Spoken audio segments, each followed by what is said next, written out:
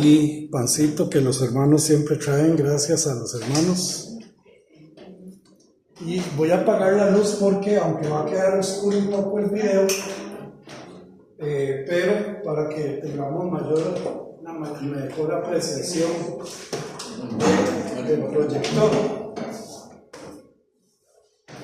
Lo primero, hermanos, vamos a estar en Primera de Juan. Yo cometí el error de ya yo tenía lista la introducción al Evangelio y lista la primera clase, pero como corrí tanto el martes pasado, cuando abrí Primera de Juan. Entonces no tenía el Evangelio, sino que tenía Primera de Juan.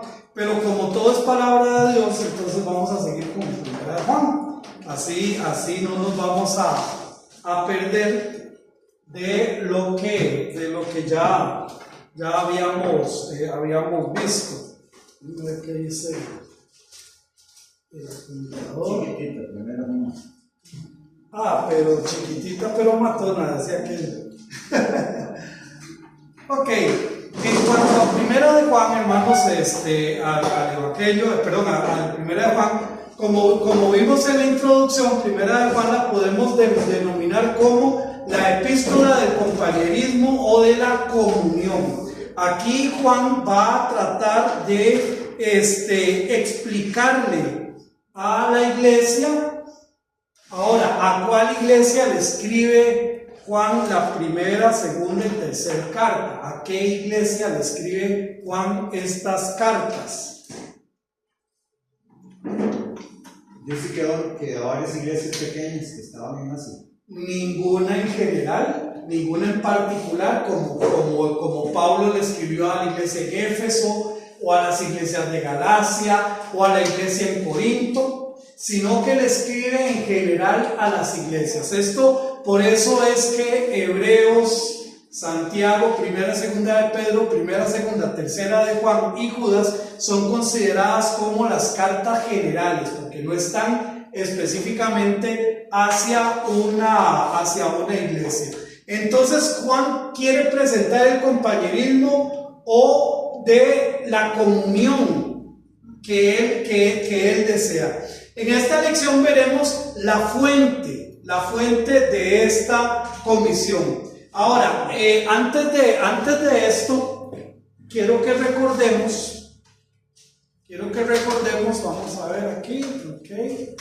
Antes de esto, porque esta ya es la tercera, vamos a recordar que para que recordar la división temática, recordemos que estamos viendo una enseñanza temática. En esto, ¿qué quiere decir? Que como podemos estar en el capítulo 1, podemos ir al capítulo 3 o podemos devolvernos porque es un tema lo que estamos viendo. Temática que estaremos analizando en esta primera carta de la comunión o el compañerismo. Vamos a ver entonces la fuente de este compañerismo, pero también vamos a estar viendo el propósito de este compañerismo, los requerimientos de este compañerismo, las pruebas de este compañerismo, el mantenimiento de este compañerismo, también los miembros de este compañerismo, los enemigos de este compañerismo, los sistemas malignos de este compañerismo, las promesas de este compañerismo, los testigos de este compañerismo y la separación que nace en este compañerismo. Y como decía mi hermano, es una carta pequeña, pero es una carta muy poderosa para nosotros poder entender y para nosotros poder ir analizando esta carta. Entonces empezamos hoy con la fuente. ¿Cuál es la fuente de este compañerismo? Esta fuente no puede ser otra que Jesucristo mismo. Él es esta fuente de compañerismo. Ahora, en cuanto a esta fuente de compañerismo, en dos grandes escenarios veremos a Cristo reflejado. Recordemos que Cristo lo podemos ver como maestro, lo podemos ver como profeta, lo podemos ver como el Hijo de Dios, lo podemos ver de muchas maneras. Pero en esta carta, Juan nos va a hablar de dos aspectos importantísimos que tienen que ver con su encarnación y su crucifixión. ¿No? Aquí le está por la proyección. No le está. Ok. Su encarnación. Ahora, recordemos, hermanos, que cuando hablamos de la encarnación, no podemos confundirnos con el término reencarnación. La reencarnación es volver a ser carne. La encarnación es llegar a ser carne.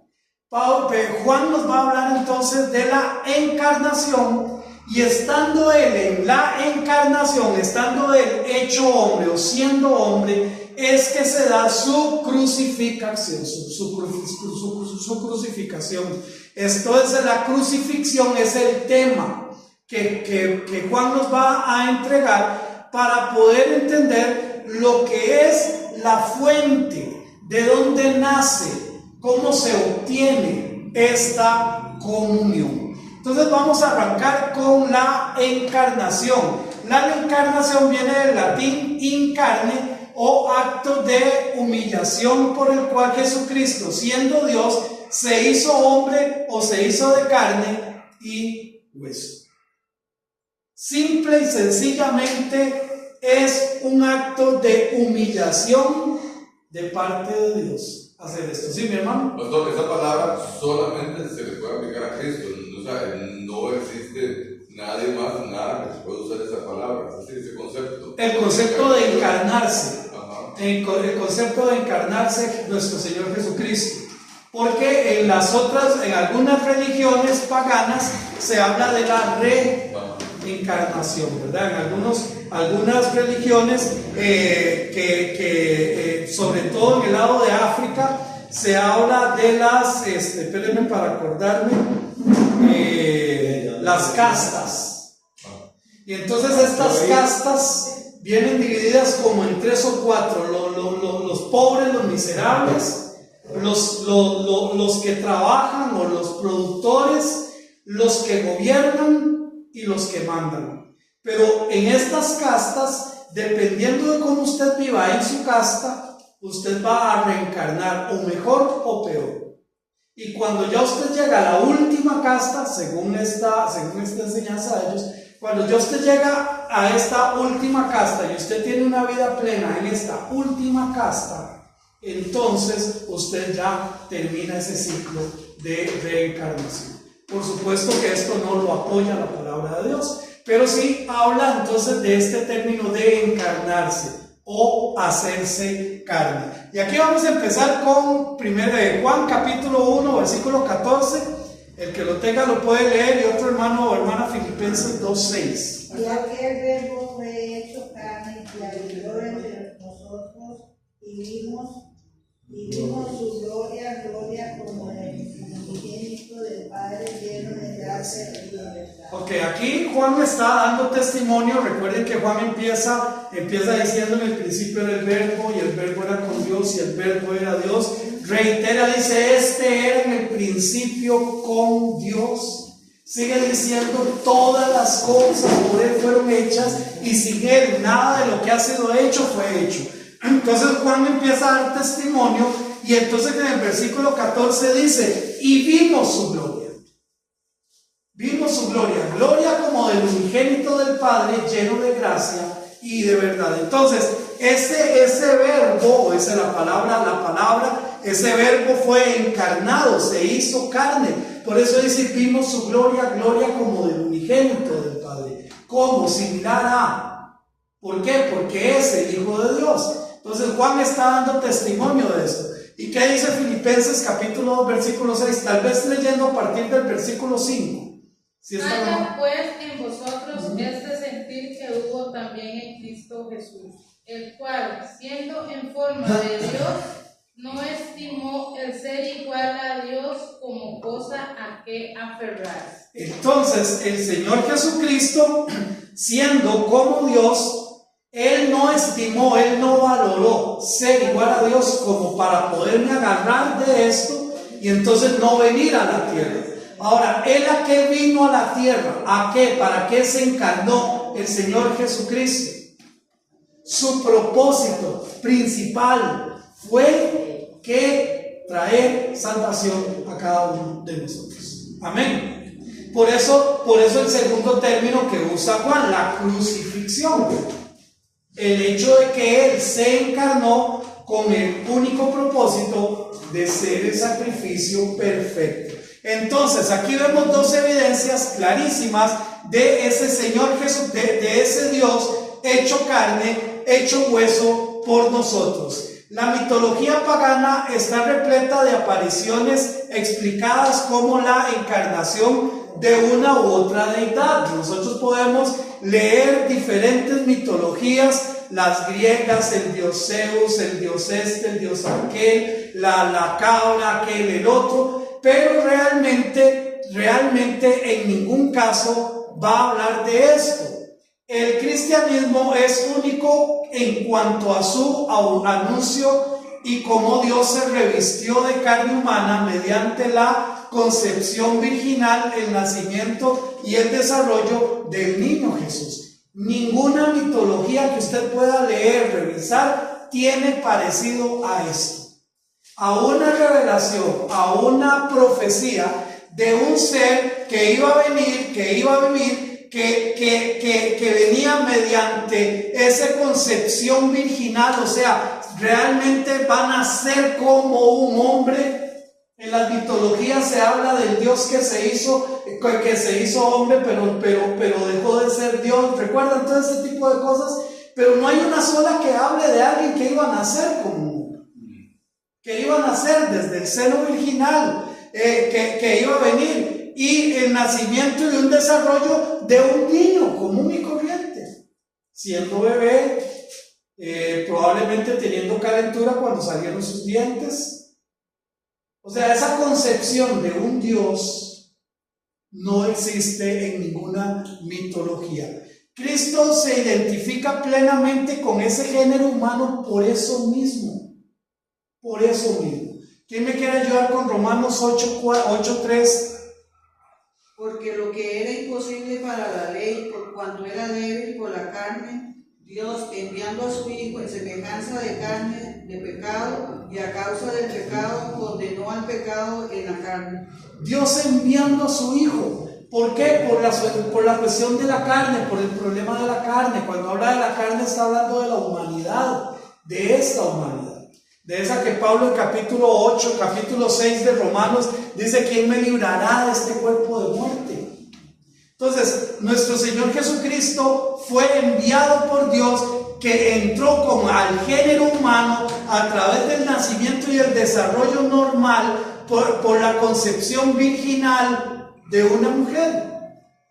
Ese fue el propósito de Dios. Y Hebreos capítulo 4, versículo 15, ¿quién me lo quiere leer? Porque no tenemos un sumo sacerdote que no pueda compadecerse de nuestras debilidades, sino uno que fue tentado en todo según nuestra semejanza, pero sin pecado. Y este pasaje es muy interesante porque a veces a mí me preguntan: pero entonces el Señor Jesús fue tentado en el ámbito sexual. Dice que en todo. Dice que fue tentado en todo. El Señor Jesús fue tentado a tal vez que estaba muy cansado y entonces que comiera opio, tomara opio, estuviera con alguna droga. Dice que en todo. Pero vea cómo empieza: no tenemos un sumo sacerdote que no pueda compadecerse de nuestras necesidades. Lo que usted y yo pasamos, lo que usted y yo vivimos, Él también fue tentado, pero sin pecado. Entonces, hermanos, Él se identifica plenamente con el género humano porque Él nos conoce, porque Él se hizo hombre. Él también se cansó. A Él también probablemente tal vez tuvo un diente que le dolía. ¿Me doy a entender? Cuando Satanás le tienta y le dice: todo esto te daré, le enseña todos los reinos y todo esto te daré si postrado me adorares. ¿Se imaginan esa oferta? Con tal, pensemos en la mente de Jesús. Está empezando su ministerio y el diablo le ofrece esto. Y entonces, si me ofrece esto, no no paso por la cruz, por ejemplo. Es tentador, ¿verdad? Pero mis hermanos, después, eso es otro estudio, pero nada más para que usted lo analice, todo lo que el diablo le ofreció en tentación a Jesús, todo el Señor lo recibió en su tiempo.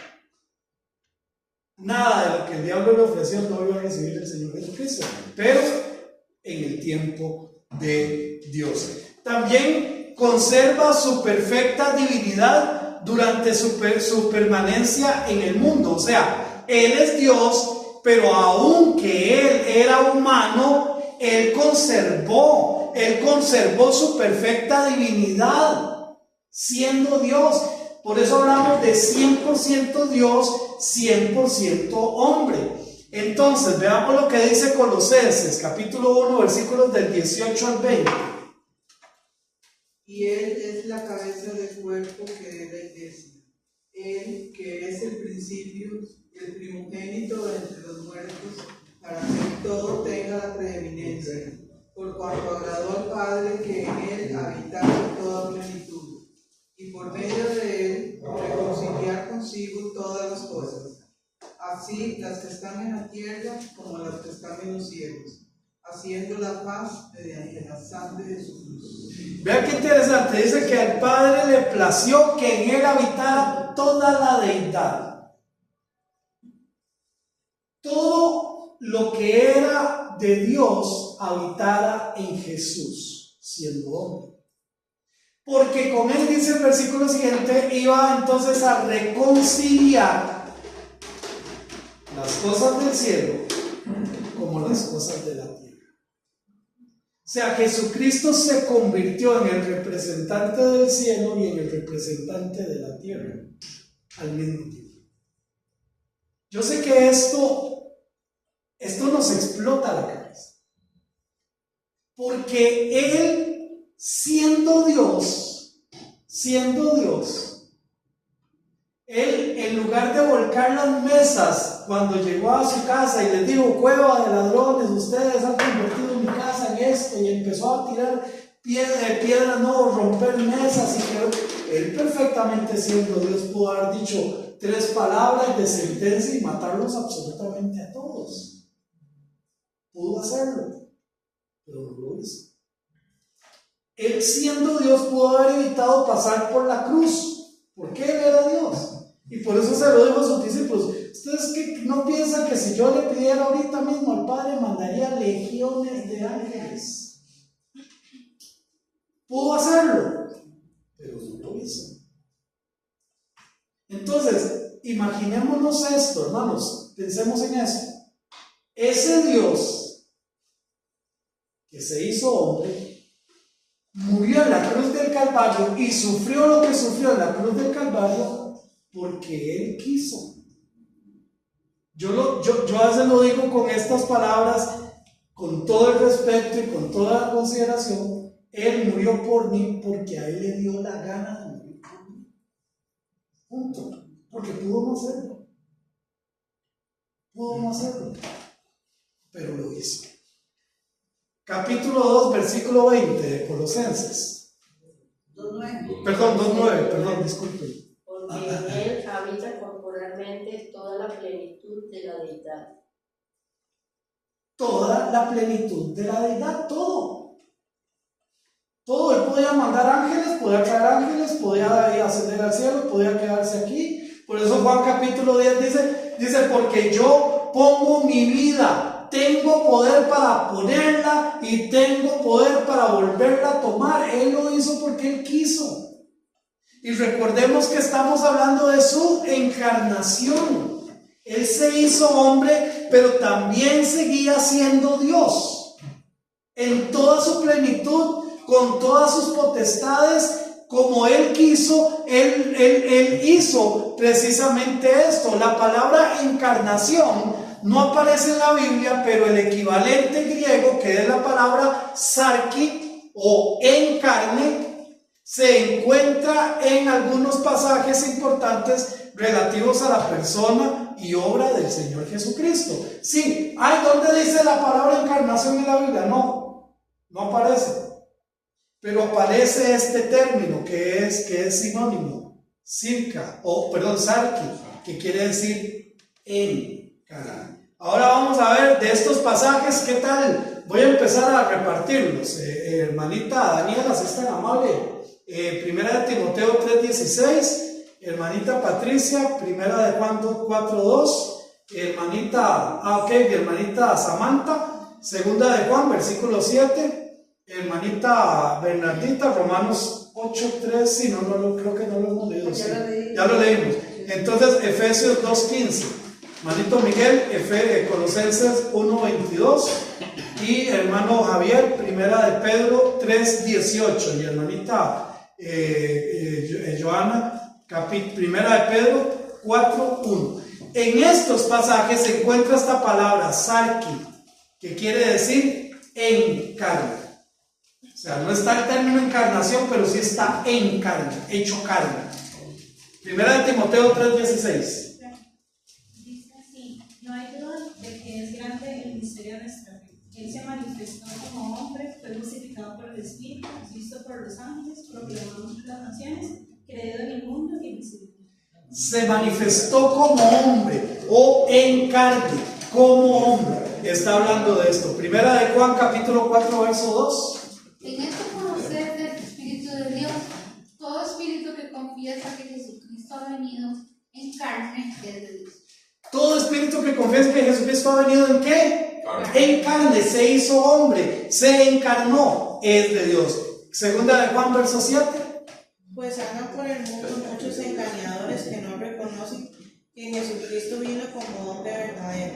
El que es así es el engañador y el anticristo. Como hombre verdadero, como un verdadero hombre. Y vea qué interesante, porque segunda de Juan da evidencia o manifiesta que ya había gente que no lo creía. Y saben ustedes que hay varias sectas en Costa Rica que no lo creen. Sectas como los testigos de Jehová. Porque los testigos de Jehová hablan de Jesús como un profeta, un muy buen profeta, pero no lo reconocen como el Hijo de Dios hecho carne. Los mormones igual.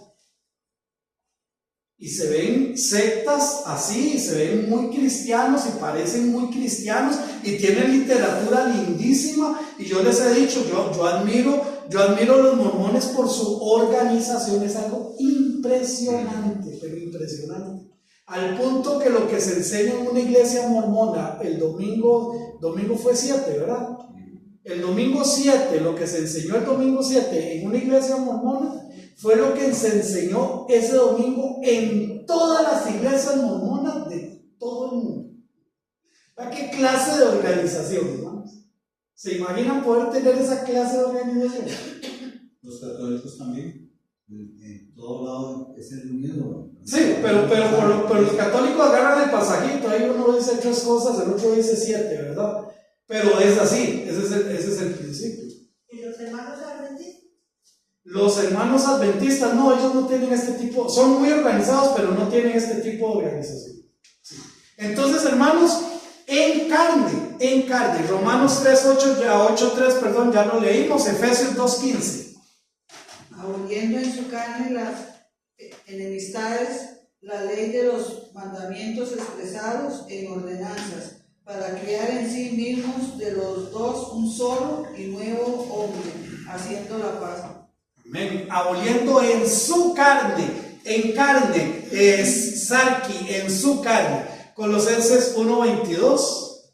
En su cuerpo de carne por medio de la muerte, para presentaros santos y sin mancha e irreprensibles delante de él. En su cuerpo de carne. Primera de Pedro 3:18. Porque también Cristo padeció una sola vez por los pecados, el justo por los injustos, para llevarnos a Dios siendo a la verdad muerto en la carne, pero vivificado en el Espíritu. Siendo muerto en la carne. Pero para morir hay que estar ¿qué? Vivo. Entonces él tenía que estar vivo para poder morir, él estaba en la carne, porque este cuerpo es el que podemos matar. Si a mí me tiran del 5º piso de un edificio de cabeza, pues fijo, no, ya con solo eso es suficiente para quitar la vida a este cuerpo. Yo necesito estar vivo para poder hacer eso. Y Primera de Pedro 4:1. Puesto que Cristo ha padecido por nosotros en la carne, vosotros también armaos del mismo pensamiento. Pues quien ha padecido en la carne terminó con el pecado. Pues quien ha padecido en la carne terminó con el pecado. Padecido en carne, sarki. Entonces, hermanos, los que no creen esta verdad, déjenme decirle una cosa: el que no cree que Jesucristo fue hecho carne, no puede creer en el sacrificio de Cristo Jesús. Por eso es tan importante, y Juan está determinando que esta comunión se fundamenta, inicia por medio de la encarnación. Él es la fuente de esta comunión. Por eso Pablo decía que si Cristo Jesús no hubiera resucitado, nosotros seríamos los más tontitos.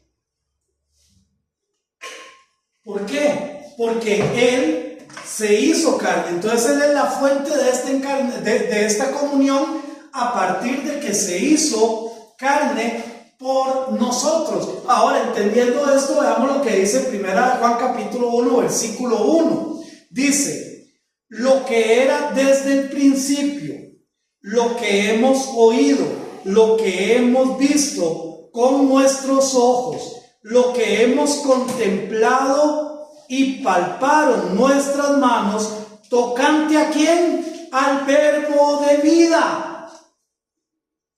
Juan dice: yo les voy a hablar desde mi experiencia. Y es interesante porque Primera de Juan inicia muy parecido al Evangelio de Juan. Lo que era desde el principio. Bueno, ¿cuál principio? ¿Cuál principio? Váyase, me imagino a Juan pensando al escribir esto. El que no entienda lo que era desde el principio no ha leído el Evangelio. En el principio era el verbo, y el verbo era con Dios, y el verbo era Dios. Este era en el principio con Dios. ¿Sí, mi hermano? Pastor, consulta. Cuando Cristo resucita, su cuerpo es diferente, ya está glorificado. ¿Cómo, digamos, se vería igual, o ya estaríamos hablando de una encarnación en ese sentido, o ya no es, digamos, el mismo cuerpo? No era igual, puesto que los que iban camino de Maús no le habían reconocido. Entonces no era exactamente igual. Tenía características muy diferentes. Pero tampoco era un cuerpo que podía contaminarse, porque recuerden que cuando lo llegan a abrazar, Él les dice: no me abracen porque todavía no he subido al Padre. Entonces era un cuerpo que podía contaminarse con las cosas de esta tierra, de este mundo. Pero ¿por qué sí permitió que le tocara a Tomás? Ajá, es así. Él le dijo: aquí estoy, pero Tomás no se atrevió a hacerlo. ¿Verdad? Es como que usted me diga: venga, agárrame la gorra, yo sé un Costco que me puede pegar. me voy a entender, o sea que está en mis manos. Venga, meta su dedo en el costado, pero Tomás no lo hizo. ¿Okay? Número 2, era un cuerpo que podía comer, porque recuerden que los que estaban comiendo, Él se acercó y comió con ellos. Era un cuerpo que podía traspasar las paredes sin necesidad de tocar una puerta, ¿verdad? Porque Él se apareció, estando todo cerrado, se apareció.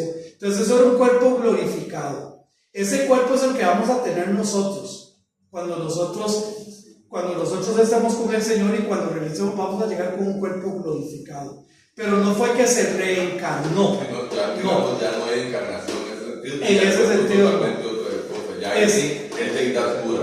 Exactamente. Ya ahí es otro 100 colones. Entonces Juan les dice: cualquier persona, cuando se sienta para escribir una carta o se levanta para predicar un sermón, tiene algún objetivo a la vista. Quiere producir algún efecto en las mentes, corazones y vidas de su audiencia. Bueno, aquí al principio de su carta, Juan especifica sus objetivos al escribirle a esta iglesia, al escribirle a las iglesias. Él tiene algo claro, y por eso les empieza a decir lo que era desde el principio, lo que hemos oído, lo que hemos visto. Qué reiterativo que es, ¿verdad? Qué reiterativo que es.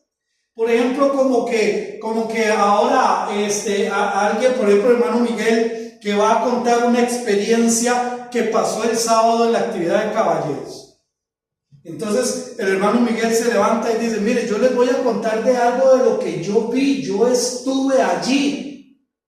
No es algo que me contaron, sino que estos ojitos que se han de comer los gusanos lo vio. Es reiterativo en esto. Es lo que Juan está queriendo hacer hincapié, que le quede claro a la iglesia, que le quede claro a su auditorio lo que les está diciendo. El mensaje que Juan el mensaje de Juan es acerca de Jesucristo y tiene tres grandes cosas que decir sobre Jesucristo. Lo primero dice que Jesús era desde el principio. Ahora recordemos, hermanos, que ya en estos pasajes, ya en este tiempo histórico, ya había gente, como ya lo vimos en su segunda carta, que no estaba creyendo en Jesús. Había muchas falsas enseñanzas, muchísimas. Juan, por ejemplo, y eso lo vamos a ver más adelante, Juan, por ejemplo, tiene que dar toda una defensa sobre los agnósticos, sobre los que no creían. Pablo da una defensa fuertísima sobre los que querían judaizar la iglesia. O sea, ya habían corrientes doctrinales, corrientes de pensamientos que iban en contra del mensaje de Cristo Jesús. Entonces Juan lo primero que quiere dejar claro es que Jesús era desde el principio. Jesús no nace en la historia del Padre en la encarnación. No, Jesús estaba presente desde el momento mismo de la creación. Ya Él era.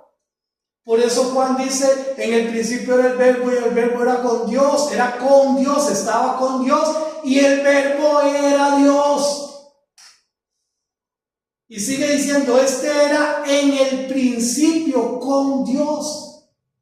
Y sigue dando testimonio de que las cosas que fueron creadas también por el verbo.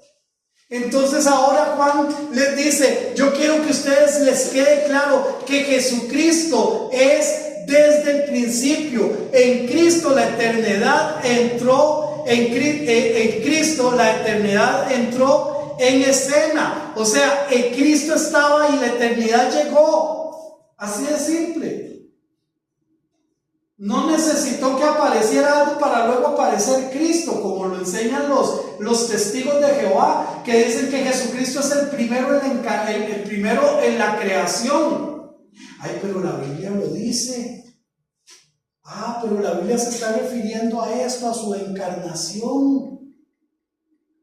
Cuando dice que fue el primero en encarnación. Entonces, Él es Dios eterno, entró personalmente en el mundo de la humanidad. Él se hizo hombre, Él vino a este mundo. Él entonces empezó a padecer de sueño, de cansancio, de hambre, de frustración. Él se hizo así. Lo segundo que Juan está tratando de explicar es que esa humanidad de Cristo fue real, no fue un invento, no fue una historia. Porque ¿cuántas personas hoy en día creen que Jesús es una historia? Que Jesús es un mito, que Jesús es dicen los islamistas que Jesús o la Biblia en general es el invento de los israelitas para dejarse toda la tierra, lo dicen ellos.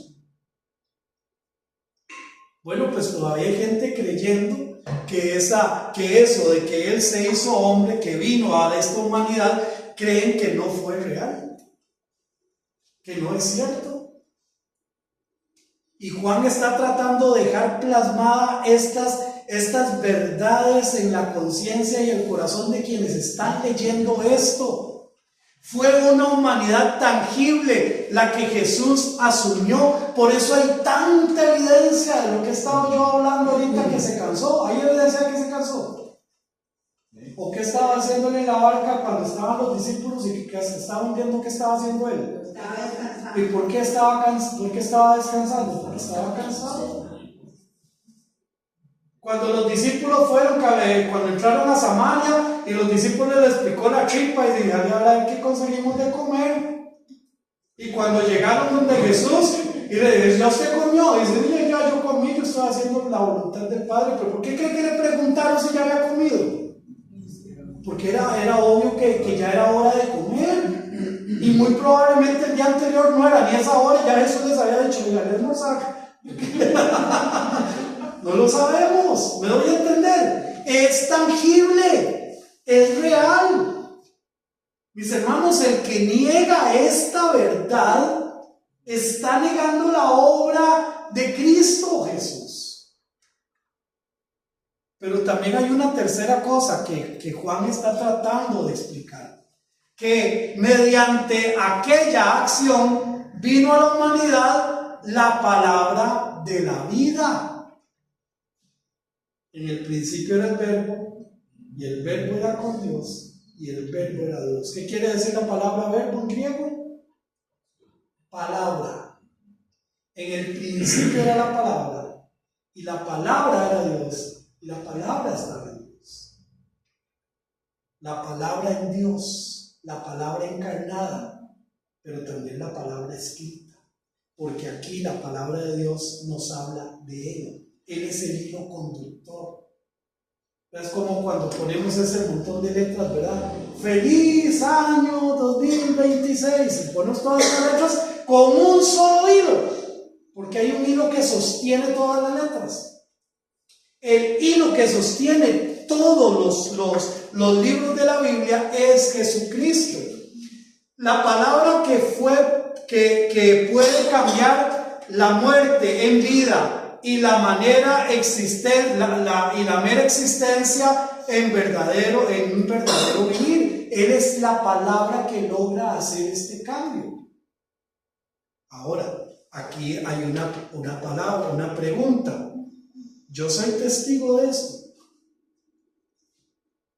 ¿Realmente cambió mi vida y le dio sazón a mi vida? ¿Realmente? Él cambió la muerte por vida. Mi mera existencia le dio un verdadero sentido de vivir. Son preguntas que nos deberíamos de hacer. Una y otra vez en el Nuevo Testamento el Evangelio se llama la palabra, y es del mayor interés para nosotros el ver las diferentes conexiones en que se usa este término. La palabra, el Dios hecho carne, el verbo hecho carne. Para poder ser efectivo al presentar estos argumentos, se debe ser un testigo fiel, por supuesto. Por eso Juan dice, lo que era desde el principio, lo que hemos oído, lo que hemos visto con nuestros ojos, y lo que hemos contemplado y palparon nuestras manos.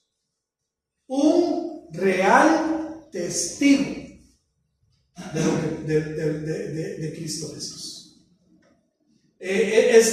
Cuando acá en Costa Rica se hace un juicio, y ese juicio ha durado mucho, a veces los abogados piden el permiso para que los testigos puedan leerles el expediente. ¿Por qué? Porque como ha pasado tanto tiempo, se le puede haber ido.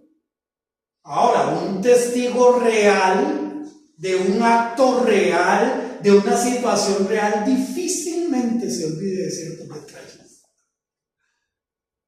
Pero cuando hay un testigo que está plantado, entonces necesita tratar de acomodar muchas cosas para poder dar un testimonio fiel. Juan es un testigo en primera persona, ya que él anduvo con Jesús y fue de los que fraternizaban con Jesús, estuvieron con él. Él dice que va a hablar de lo que él ha oído, lo que ha visto, lo que ha podido contemplar, lo que ha podido tocar. Es lo que él nos va a contar.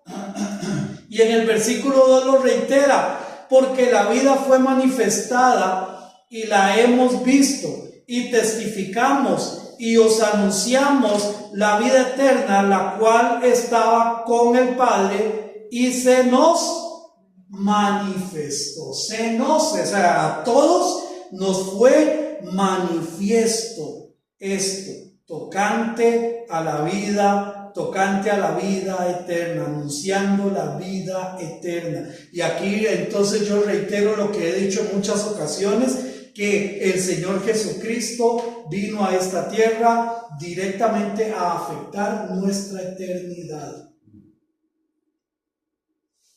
Salomón nos habla de 4 aspectos del ser humano: la vida al nacer, el tiempo que pasa entre la vida y la muerte. Entonces el tiempo al nacer, el hecho de nacer, el tiempo que pasa. Por eso capítulo 3 de Eclesiastés, ¿qué dice? Todo tiene su tiempo. Todo tiene su tiempo. Ese tiempo. Pero después llega la muerte y se acaba un tiempo. Pero nos habla de la eternidad y nadie piensa en la eternidad. El Señor Jesucristo vino a eso, a traer vida eterna. Él no vino para que tengamos plata, ni vino para que no suframos, ni vino para que no nos duela la cabeza. No, Él no vino a eso. Él vino a darnos vida eterna. Pero Él sanó a muchos, sí, por misericordia. Pero no es cierto que en el tiempo de Jesús todavía habían enfermos. Sí. Y quedaron enfermos muchos, porque Él no vino a sanar. Él no vino a traer plata, Él no vino a traer prosperidad, como hablan algunos. Él vino a traer vida y vida eterna. Muy bien. Seguimos. Nosotros también debemos tener esta misma certeza al hablar de Cristo. Sí.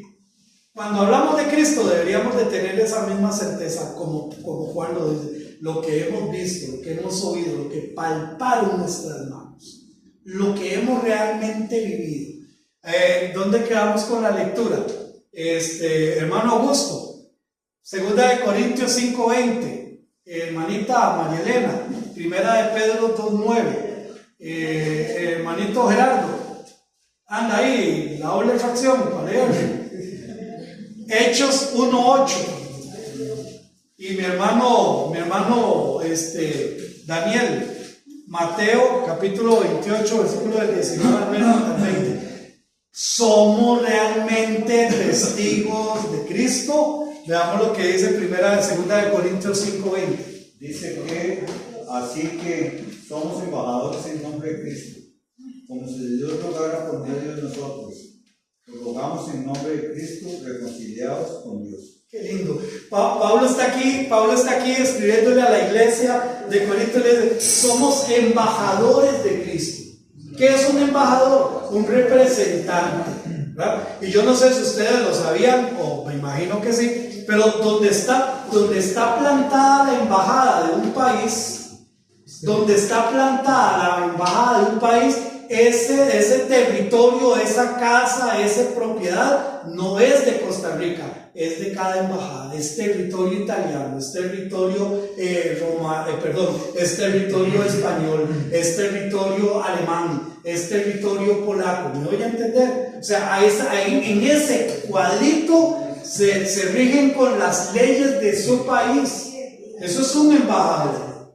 Dice Pablo que nosotros somos embajadores de Cristo. Y me encanta porque dice, como estamos rogándoles por medio, como que si Cristo les estuviera rogando por medio de nosotros, reconcíliense con Cristo. Pero ¿cuál es el grave problema, hermanos? El grave problema es que muchas veces no podemos hablar de Cristo, no podemos hablar de lo que Cristo transforma, porque a mí no me ha transformado todavía. Sigo siendo el mismo chichoso, el mismo malcriado, el mismo indecente, el mismo. ¿Cómo yo voy a hablar de un Cristo que transforma si no me ha transformado? Amén. 1 de Pedro 2:9. Mas vosotros sois linaje escogido, real sacerdocio, nación santa,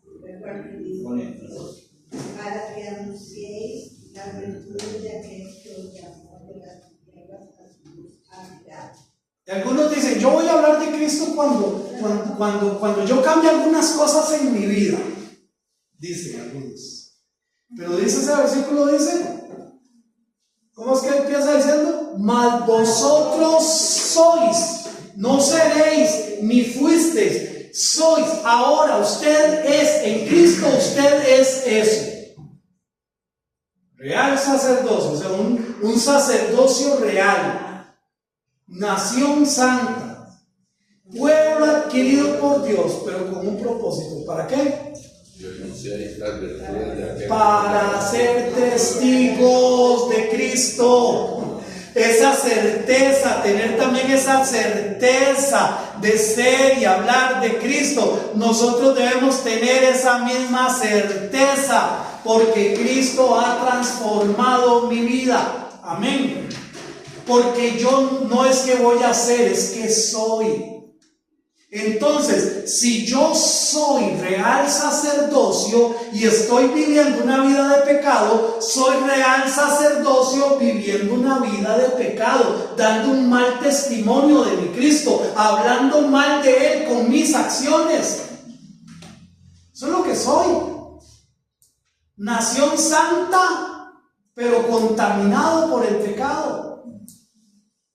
Pueblo que pagó Dios con su sangre, que no le está obedeciendo. Eso es lo que soy entonces. Pero yo no dejo de ser eso. Amén. Certeza de lo mismo. Hechos 1:8. Pero recibiréis el poder cuando haya venido sobre vosotros el Espíritu Santo, y me seréis testigos en Jerusalén, en toda Judea, en Samaria, y hasta lo último de la tierra. Y me seréis, ¿qué? Testigos. En Colombia tienen un dicho cuando alguien hace algo malo y se lo reiteran y se lo dice, tampoco le pega el perro, ¿no? O sea, ya es suficiente.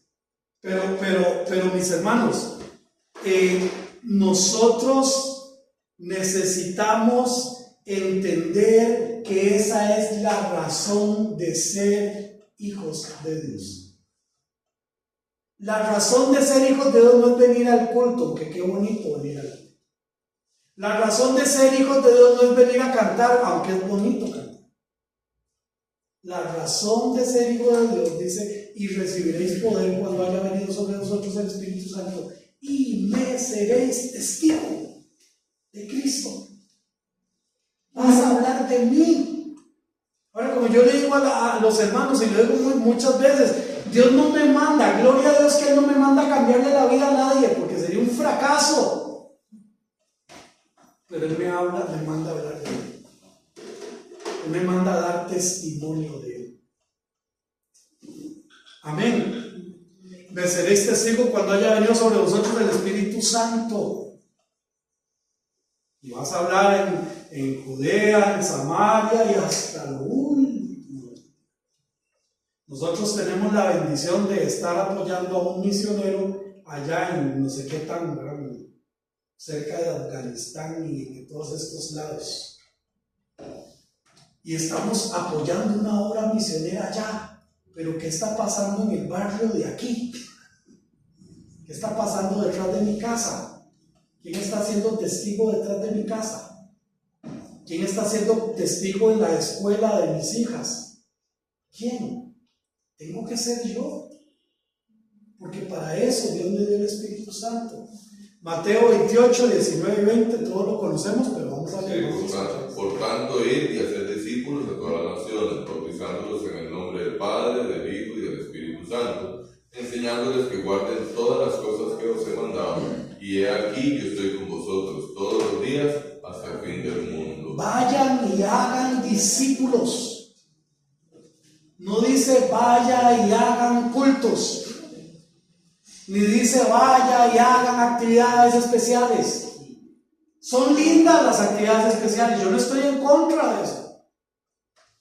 Pero estamos saliendo a ser testigos. Estamos siendo testigos. Y aquí viene una pregunta: ¿somos acaso testigos fehacientes de lo que Dios hace y seguirá haciendo por esta humanidad? ¿Somos testigos reales?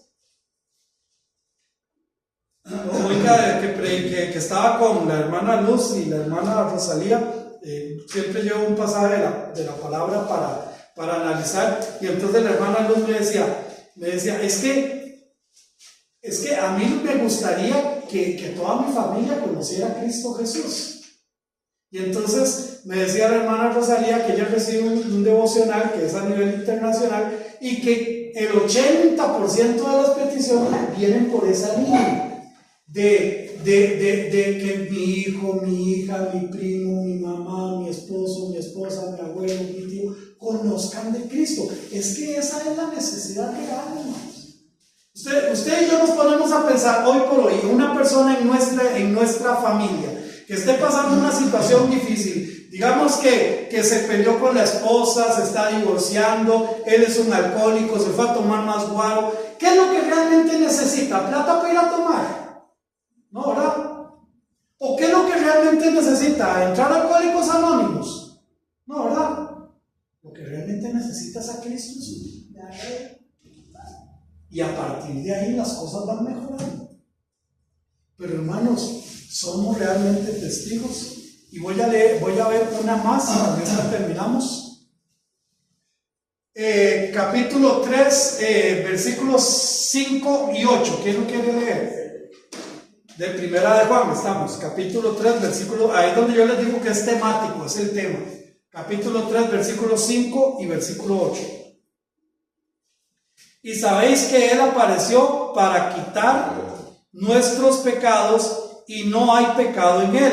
Versículo 8. El que practica el pecado es del diablo, porque el diablo peca desde el principio. Para esto apareció el Hijo de Dios, para deshacer las obras del diablo.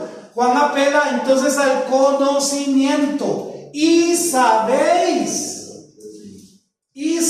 realmente sabemos esto. Y sabéis que Él apareció para quitar nuestros pecados.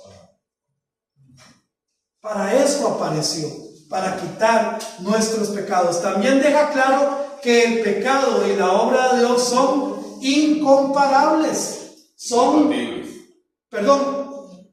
Incompatibles. O sea, si hay pecado, estamos en contra de la obra de Dios. Punto. Y ya para terminar, la finalidad de la manifestación de Cristo en la carne fue para quitar en una sola acción todos los pecados de los hombres. Todos. Él no necesita estar lavando y lavando y lavando y lavando. Lo que pasa es que Él nos lava, nos deja limpio y nosotros nos volvemos a ensuciar. Ese es el problema. Entonces tenemos que volver a acudir, pero no porque su acción de quitar el pecado sea ineficiente. No, sino que es así. Para esto apareció el Hijo de Dios, para quitar todos los pecados del mundo. La próxima semana seguimos con esta clase de Primera de Juan. Estamos viendo la fuente de esta comunión. Vamos a quitar aquí la grabación.